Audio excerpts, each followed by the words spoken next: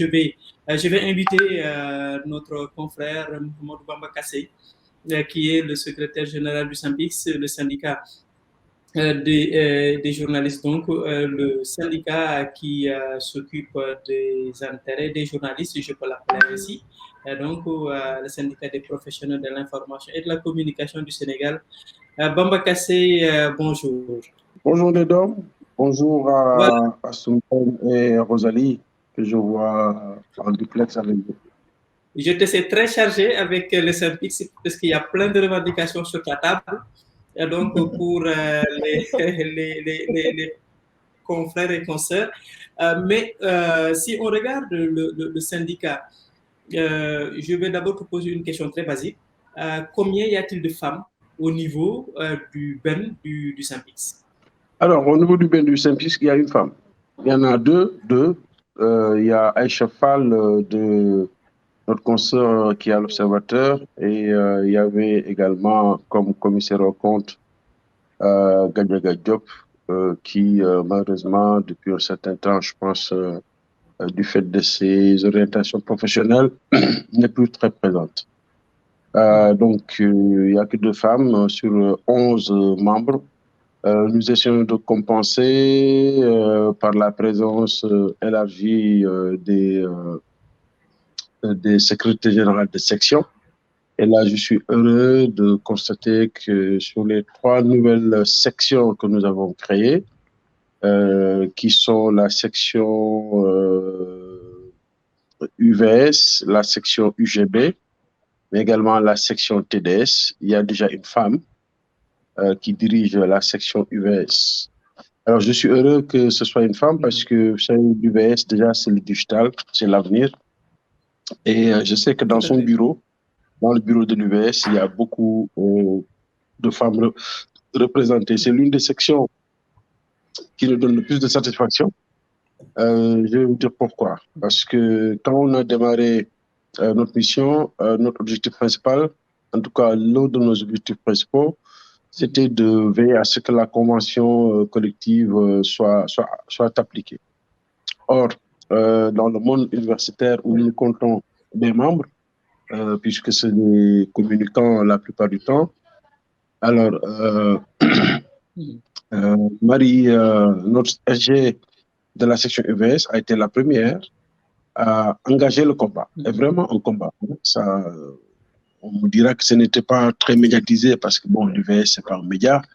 Mais je veux dire que c'est un combat qui a duré à peu près 3 mois, très intense, très organisé. Et au bout du compte, l'UVS a décroché cela. Et c'est ce qui a permis à nos autres confrères et consoeurs ou collègues des autres entités comme l'Université Gaston Berger de surfer sur la vague. Donc, c'est une dame que peut-être beaucoup ne connaissent pas, elle s'appelle Marie Goutte. C'est elle qui a démarré ce combat-là. Et récemment, pour vous dire combien, en tout cas, moi, j'apprécie cela, il y a l'université également Amadou Mahtar Mbow, où on a une dame qui est toute seule, elle n'a pas de section. Elle est la directrice de la communication et du marketing. Elle est toute seule dans son service, bon, parce que c'est une université qui est en construction. Et voilà, elle s'est inspirée et elle a mené également un combat au point que son recteur a été obligé de nous écrire pour nous demander de lui donner des orientations par rapport à ça. Ça veut dire quoi? Ça veut dire que sur ce combat-là, par exemple, portant sur la convention collective, les plus courageuses, pour le moment, qui enclenchent le combat sans état d'âme, mais également en toute responsabilité, ce sont les femmes.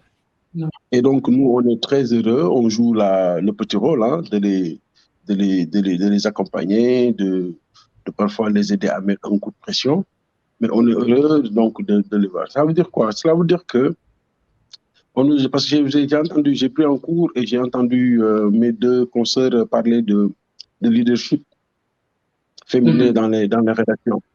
Vous savez, aujourd'hui, si on fait une lecture globale, on se rend compte que oui, il y a quelque chose, je ne sais pas c'est quoi, mais il y a quelque chose qui refrène la volonté des femmes d'être au devant. Est-ce que ce n'est pas le pesanteur socioculturel parce qu'on est dans une société quand même? Oui, non, vous savez, les pesanteurs socioculturels existent. On ne peut pas les nier. Ok, nous sommes dans une société où une société patriarcale, ça c'est une chose. Mais également, je pense que c'est aux femmes quelque part aussi de faire le premier pas et de s'affirmer. Pas en tant que femme, mais en tant que membre à part entière de la société. Parce que les compétences, à compétences égales, je ne vois pas pourquoi est-ce que une femme serait quand même toujours reléguée au second plan. À part les différences physiologiques, parce que bon, la femme, elle est tenue, elle est obligée, physiquement, en tout cas, elle n'est pas pareille que l'homme. Dans le cadre du travail, par exemple, la femme, pour s'absenter pour des raisons liées à sa physiologie, lorsqu'elle est enceinte, ou lorsqu'elle vient d'accoucher, évidemment, elle ne peut pas être au poste de responsabilité. Mais il faut qu'on comprenne que ce n'est qu'une parenthèse. Ce n'est pas une fatalité. Et ce ne doit pas être une raison pour ne pas les responsabiliser. Donc, mais j'insiste, le premier pas doit être franchi par les femmes elles-mêmes. C'est-à-dire, c'est à elles d'intégrer le fait que naturellement, elles peuvent jouir d'un leadership et essayer maintenant de se l'imposer avant de l'imposer aux autres. Mais si on veut toujours leur faire jouer les seconds rôles, et si elles-mêmes aussi veulent jouer les seconds rôles, ça pose problème. Donc, globalement, c'est ça. Sur le plan statistique, on n'a pas beaucoup de femmes au niveau du bureau central du SYNPICS. Ce n'est pas parce que c'est voulu, c'est parce qu'au niveau des rédactions et au niveau des sections, les femmes, bien que faisant partie de ces sections-là, ne veulent pas prendre de devant. C'est-à-dire ne veulent pas être les secrétaires généraux de section. Et si vous n'êtes pas secrétaire général de section, si vous n'êtes pas également mandataire de votre section au niveau du congrès, vous ne pouvez pas faire partie du bureau. Alors, nous, on a essayé, en tout cas, moi, j'ai essayé un peu de corriger cela. J'ai essayé de faire entendre raison aux membres du BEN en leur disant qu'il faut qu'on procède à des cooptations. Et c'est ainsi que, pour le moment, nous avons coopté 2 femmes. Voilà, nous avons coopté 2 femmes. Nous avons coopté Khadija Toussako, qui est journaliste à l'APS et qui est spécialisée sur les questions de santé. Parce que nous avions beaucoup de projets de collaboration qui nous étaient soumis allant dans le cadre du journalisme de santé. OK. Et puisque déjà au niveau de son association où elle est secrétaire générale, elle s'en occupe, nous l'avons coopté avec l'assentiment des autres membres du BEN. J'ai également récemment coopté une jeune fille qui vient à peine de sortir d'école, mais qui a démontré déjà un leadership certain. Elle s'appelle Absatou Anne, elle travaille à Sénégal. Je l'ai cooptée dans la commission chargée des projets. Et je vous dis que j'ai une satisfaction à presque 100% au regard du résultat qu'elle produit déjà, mais surtout de son engagement. Je vous donne un exemple très simple. Au moment où, pendant 4 mois, on n'était pas en mesure, parce qu'on n'avait pas la ressource humaine, de monter un projet avec la FIJ, la Fédération internationale des journalistes, pour ce qui concerne le journalisme et le changement climatique, cette demoiselle, en une semaine, je dis bien en une semaine, a pu monter le projet et dérouler le projet. Donc, ça veut dire quoi? Cela veut dire encore que, bon, je pense même que quelque part, sans vous jeter des fleurs, en tout cas, les femmes savent faire preuve de beaucoup plus de rigueur. Il suffit simplement qu'elles prennent conscience qu'elles sont leaders. Elles sont leaders, hein. Les femmes sont plus leaders que les hommes. Et ensuite, qu'on leur laisse l'opportunité d'exprimer ce leadership-là. Voilà, donc Bamba a anticipé sur beaucoup de points sur lesquels j'allais l'interpeller. Mais pour revenir au SYNPICS, mais également à la CJRS, ces 2 entités mixtes qui ont eu la particularité d'être dirigées par des femmes, mais cela ne semble pas avoir impacté sur l'adhésion de la gente féminine. D'abord, Astoumen, votre passage a marqué la CJRS, mais n'empêche, cela n'a peut-être pas poussé les jeunes concerts à adhérer en masse au niveau de l'association. C'est le même cas pour le Saint-Pice avec Diatou Cissé. Mais d'abord, vous, Assouben, comment vous expliquez cela? Pourquoi il n'y a pas eu cet engouement, cet enthousiasme, malgré votre passage positif plutôt à la tête de la CJRS? Bon, je ne dirais pas les choses de cette manière. Certes, je pense que à l'exemple de Rosalie, hein, il y a beaucoup de femmes qui ont quand même rejoint la convention après mon passage, mais peut-être c'est le poste qu'elles occupent, comme je disais, elles ne vont pas jusqu'au bout des choses. Elles adhèrent, mais elles ne veulent pas occuper le poste de président. C'est ça où se trouve le problème. Mais je pense que même après le bureau que j'ai dirigé, le suivant, je pense qu'il était majoritairement dominé par les femmes. Hein, si ma mémoire est bonne, c'était vraiment, il y avait plus de femmes dans le bureau que d'hommes. Mais c'est toujours un homme qui était président. Sur les 6 présidents de la convention, il n'y avait que moi comme femme. Et je me bats pour que les choses changent. Je pensais à Rosalie, le jour où elle m'a dit qu'elle partait, je dis mais non, pourquoi tu pars? Moi, je pensais que tu allais prendre la présidence.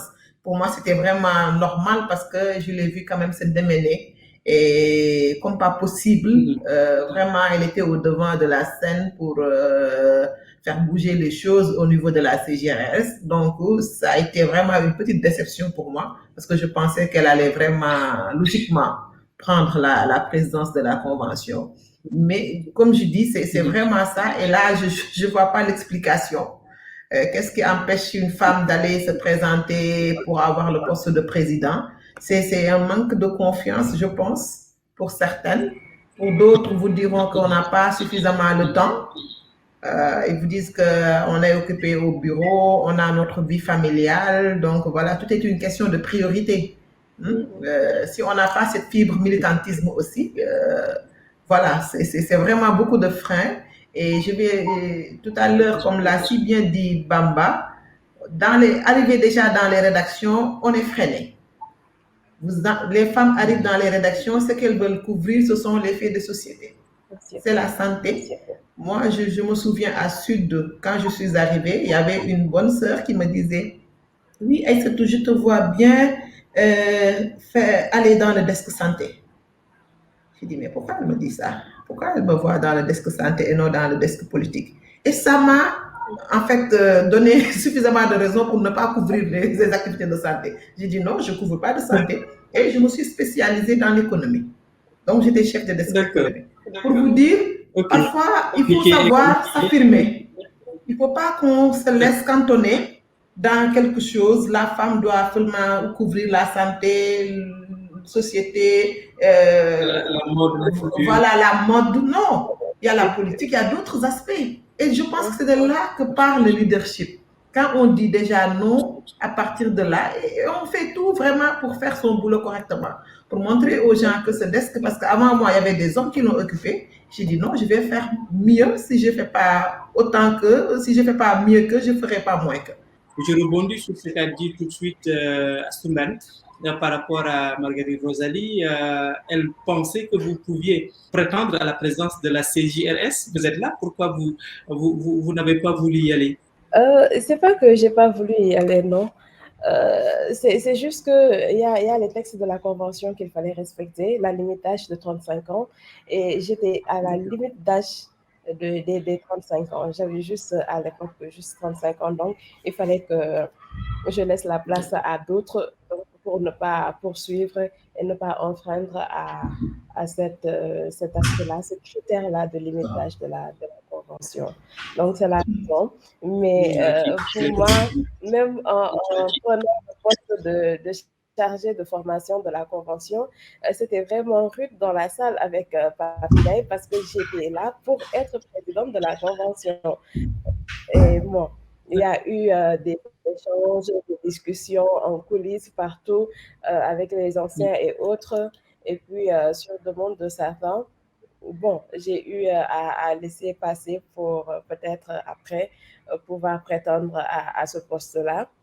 au bout de ce mandat-là, mais on a tiré en longueur par rapport à notre mandat. Au lieu de 2 ans, on a empiété sur l'autre année, ce qui a fait que moi, j'étais juste à la limite d'âge, donc je ne pouvais plus accéder au poste de président de la Convention des jeunes reporters. C'est juste ça, mais c'est pas parce que je ne pouvais pas. Et puis, les jeunes aussi, elle n'était pas la seule personne à être déçue, parce que les jeunes étaient tous là, prêts, quand j'ai annoncé que vraiment, j'allais quitter la Convention pour d'autres raisons. Bon, ils étaient tous déçus. Chacun venait pour me dire, Rosalie, il ne fallait pas partir, il faut que tu sois présidente d'abord avant de partir. Mais la raison fondamentale, c'était la limite d'âge. Diatou Cissé a été la seule secrétaire générale au niveau du syndicat dans l'histoire de ce syndicat. Est-ce que vous avez parlé tout à l'heure de quelques femmes actuellement qui sont au devant de la scène, mais on comprend que ce sont des exceptions, c'est pas la masse, et ils ne sont pas nombreuses au niveau du syndicat. Pourquoi il n'y a pas eu cet impact après le passage de Diatou pour que les femmes puissent davantage adhérer au syndicat, selon vous? Je pense que c'est deux choses qui ne sont pas liées. Ce n'est pas aujourd'hui parce que le secrétaire général est un garçon que forcément c'est les hommes qui vont le plus venir. Bon, c'est vrai que ça aurait pu servir quelque part d'exemple, mais après, il fallait, à mon avis, à ce moment-là, peut-être dérouler une stratégie particulière pour essayer de donner Diatou Cissé un exemple. À partir de là, peut-être essayer de recruter, entre guillemets, de nouvelles adhérentes. Mais je ne pense pas que c'était l'objectif. Je pense que globalement, aujourd'hui, on peut dire la même chose, hein, même de Bamba Kassé. On peut dire, Bamba Kassé, vous êtes peut-être le plus jeune ou l'un des plus jeunes secrétaires généraux du SYNBICS. Et cela ne se traduit pas forcément par une adhésion massive des plus jeunes journalistes. C'est pas lié, en fait. C'est pas lié. Ce qu'il y a, c'est que de façon générale, le syndicalisme, dans tous les secteurs d'ailleurs, attire de moins en moins. Pourquoi? Parce qu'il y a d'autres moyens que les gens peuvent utiliser pour mettre en avant leurs revendications. Ça, c'est une chose. La deuxième chose, c'est que le syndicalisme a beaucoup patiné, un peu partout dans le monde d'ailleurs. Un peu partout. Vous allez en France, au niveau des statistiques, vous vous rendez compte qu'autant autant pour les partis politiques que pour les syndicats, les adhésions ne sont plus ce qu'elles devaient être. Ça, c'est la première chose. Pourquoi? Parce que, bon, sur plusieurs aspects, les syndicats ont beaucoup traîné ou, à la limite, n'ont pas eu les moyens d'aller jusqu'au bout.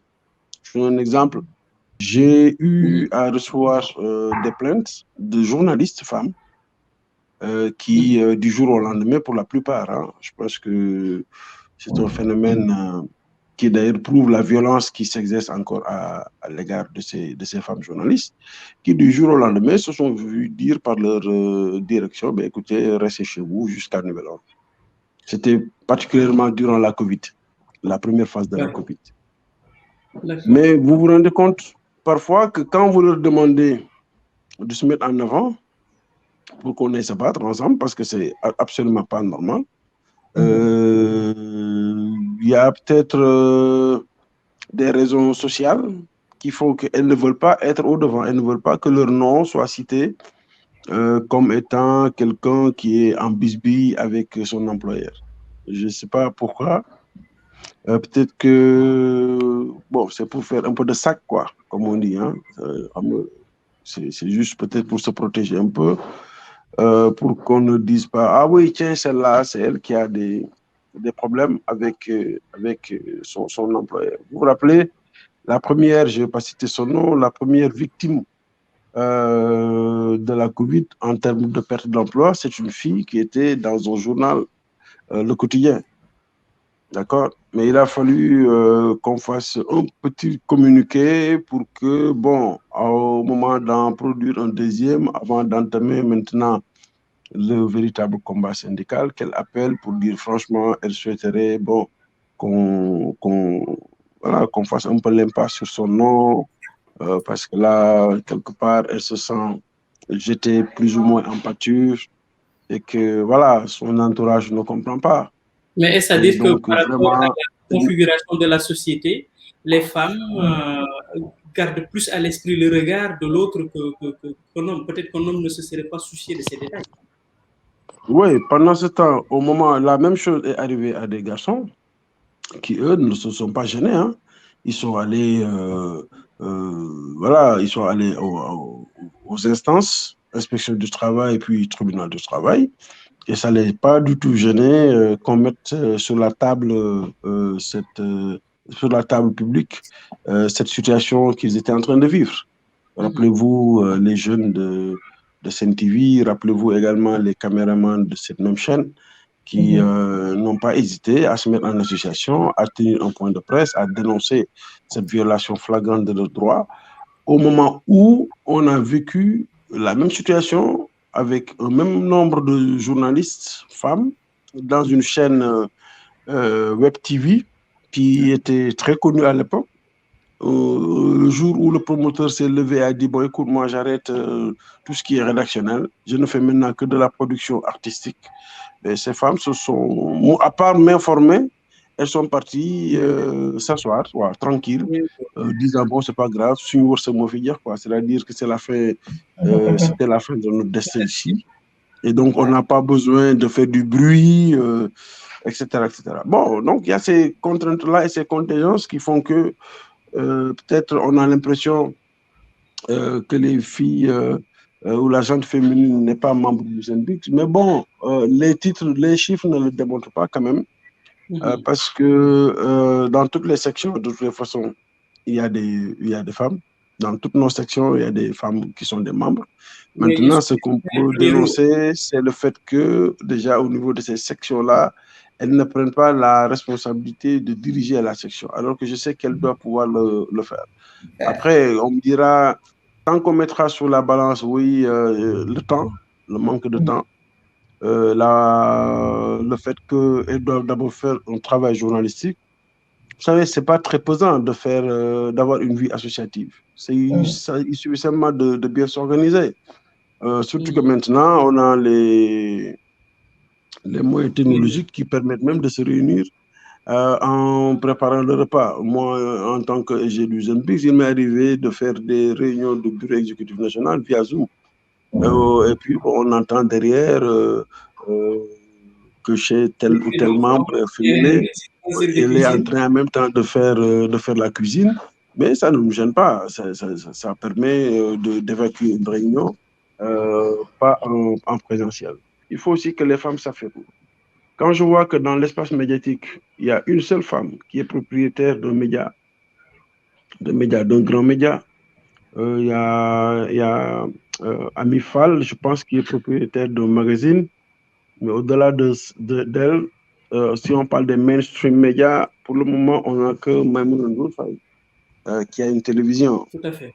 Alors qu'il y avait des possibilités entrepreneuriales, il y en a davantage aujourd'hui. Surtout que, comme je l'ai dit, aujourd'hui, l'évolution technologique fait que on peut détenir un média, qui produit et qui diffuse via le web. Ça ne demande pas beaucoup de moyens logistiques. Il faudrait déjà que les femmes intègrent cet aspect-là.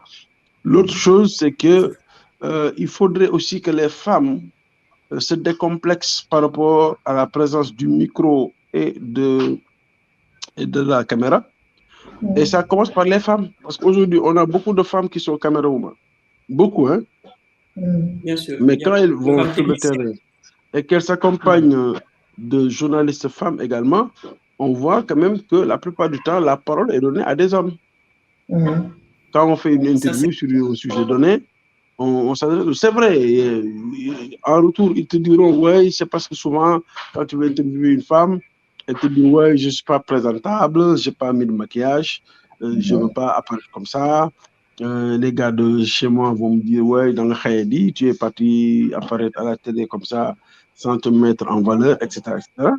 Mais je crois que si elles veulent pousser, elles peuvent même lui donner l'opportunité. Et puis bon, on peut avoir des petites astuces, quoi. Je veux dire, Marie-Rosalie, en allant en reportage, pour prendre dans son sac, mettre son paquet de maquillage.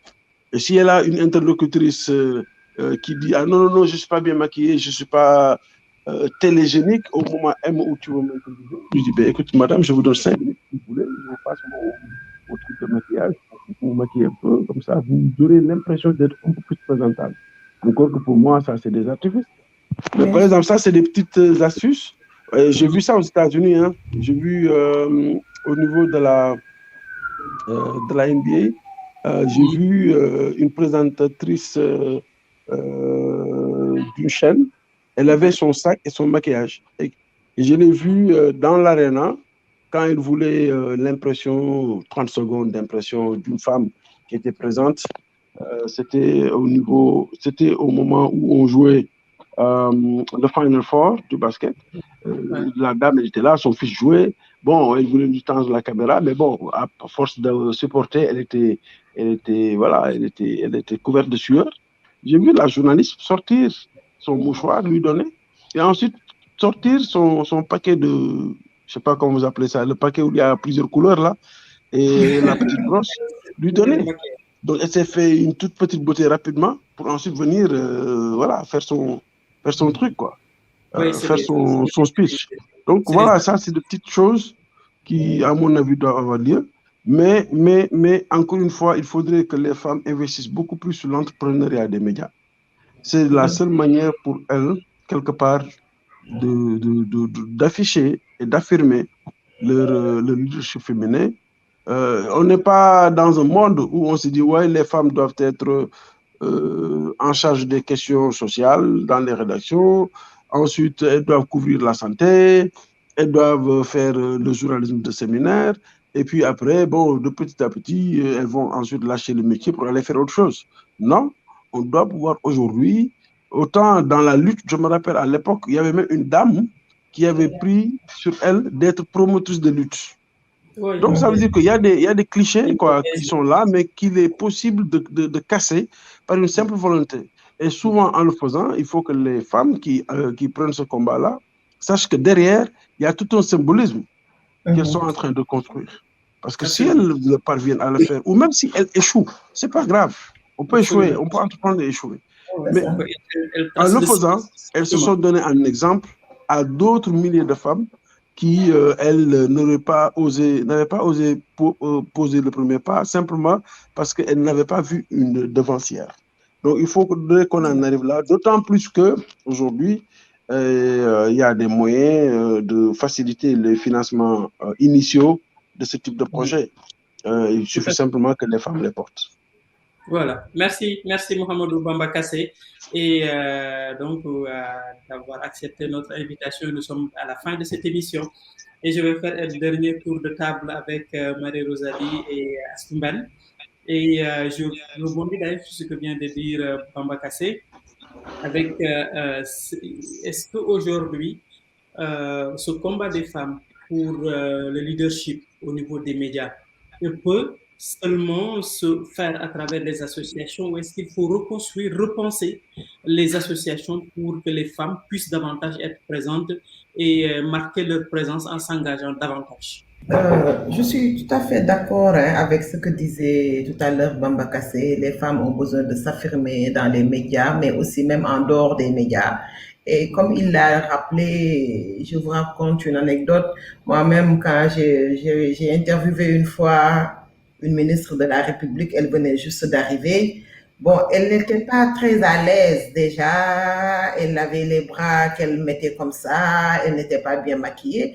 Bah, je suis partie, je lui ai dit dans l'oreille, Madame la ministre, il faudra qu'on attende pour vous retoucher votre maquillage. Parce que je l'ai fait, je voulais pas, parce qu'en retour, quand elle va se voir à la télévision, elle sera complexée à vie. Parce que je l'ai vue vraiment, elle n'était pas dans sa meilleure, comme on dit, posture. Et là, je l'ai aidée. Et c'est des choses que je faisais aussi, même quand j'interviewais une dame qui n'était pas à l'aise, je la mettais en confiance. Je lui disais, écoutez, ça c'est juste une interview, arrivé à la radio, je vais faire ce qu'on appelle du montage. Donc, les hésitations, des trucs, tout ça, avec par la magie de la technologie, on va arranger les choses. D'habitude, elles n'étaient pas rassurées. Après, elles me disent d'accord. Et elles attendaient. Et à la fin, elles m'appelaient pour me dire, mais man là, ça c'était moi. Je dis, oui, c'était vous. C'est une manière, en fait, d'aider les femmes. Quand on est une femme, voilà, il faut leur donner de la confiance. Parce qu'on la perd facilement et après, on n'a plus envie de parler à la radio. Voilà, donc nous, en tant que femmes aussi, on doit aider à ce que les femmes soient des leaders, en les mettant en confiance, en les aidant surtout à s'affirmer davantage, en leur donnant la parole. C'est pas normal aujourd'hui que, voilà, ce sont tout le temps les mêmes personnes à qui on donne le micro, on tend le micro. Oui, et la plupart du temps, ce sont les hommes. Ce sont les hommes. Donc, nous, déjà, cette bataille, on doit la gagner. On doit la gagner, aider déjà les femmes à ce qu'elles soient au devant de la scène, ceux qui ont de la chance d'être des leaders, qu'on les propulse, qu'on les aide aussi à faire correctement leur job. Je pense que ça, c'est vraiment un challenge que tous les journalistes aujourd'hui doivent faire. C'est pas une solidarité que j'appellerais, mais c'est quelque chose de juste. C'est vraiment quelque chose de juste. C'est pas de faire du favoritisme envers les femmes, non. Mais c'est parce que on sent qu'il y a discrimination positive. Une discrimination positive, hein? Justement, voilà, si ça peut aider à ce que les femmes aient beaucoup plus confiance en elles, voilà, pourquoi pas. Tout à fait. Merci. Assoumben, Marie-Rosalie, votre association, je dirais, a la chance d'être. Comment? Oui, tout à fait. Je partage l'avis de Assoumben. Hein. Je pense que moi, dans le cadre de l'émission que j'anime, Femmes Leaders, c'est toujours le problème que j'ai avec les femmes. Et le plus souvent, on passe pratiquement plus de 30 minutes pour pouvoir vraiment les motiver, les pousser à pouvoir vouloir avoir confiance en elles pour qu'elles puissent donner vraiment ce qu'elles ont dans la tête. Donc, je crois que c'est une solidarité. On ne doit pas être là en tant que gendarme, non, je suis juste là pour poser des questions et face à vous, chercher vraiment à faire le buzz et à peut-être sortir les erreurs même des gens qui sont devant nous. Le plus souvent, c'est ce que disent ces femmes-là quand on les a en interview, quand on les a en émission.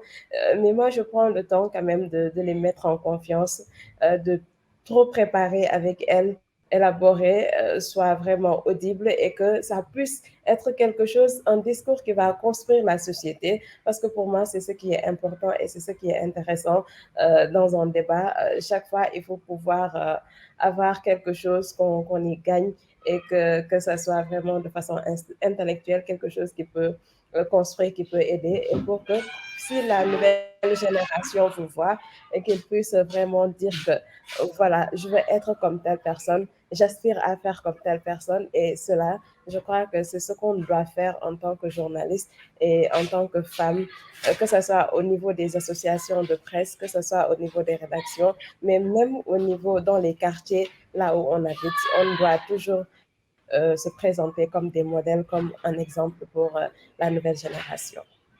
Voilà, pour terminer carrément au niveau des, je dirais en Europe, je prends des exemples à ce niveau, que ce soit en France, que ce soit aux États-Unis, on voit des associations de femmes très fortes qui prennent la une, comme une association qui est née il n'y a pas longtemps en France et qui dit prenons la une.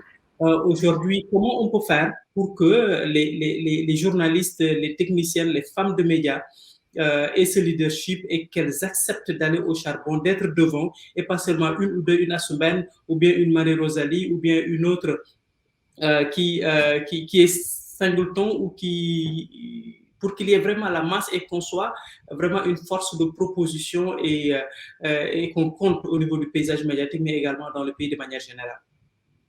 Je vous pose la question toutes les deux pour conclure.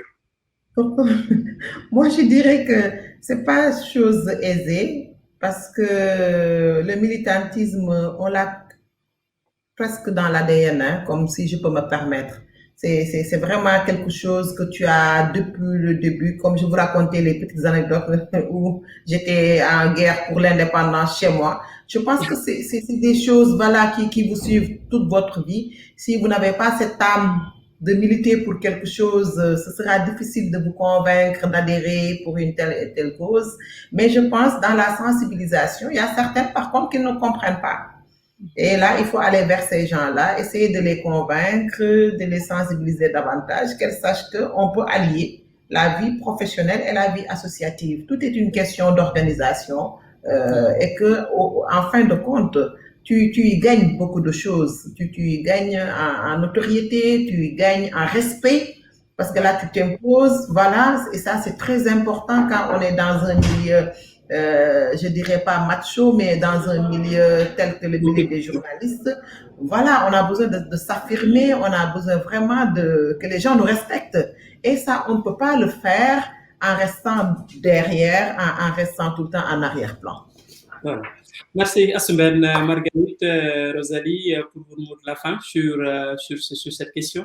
Peut-être juste ajouter deux choses, une synergie d'action et des cœurs. Parce que nous, femmes, on ne s'aide pas mutuellement.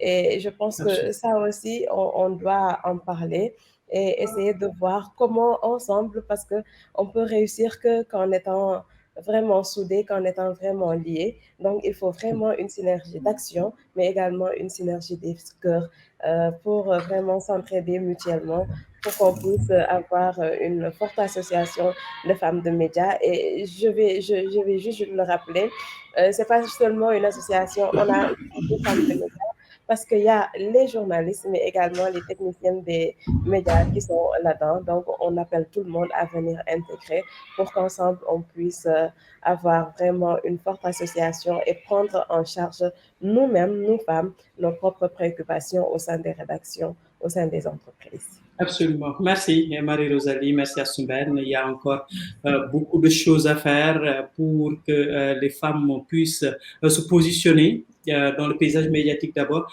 mais également au niveau du pays et être une force de proposition et d'action dans tous les secteurs pour que leur voix puisse se faire entendre. Donc, il faut une solidarité, vous l'avez dit, mais également de la compétence, parce que c'est ça qui donne du respect, comme disait tout à l'heure Assoumben, et donc pouvoir s'imposer, avoir ce leadership et cette confiance en soi.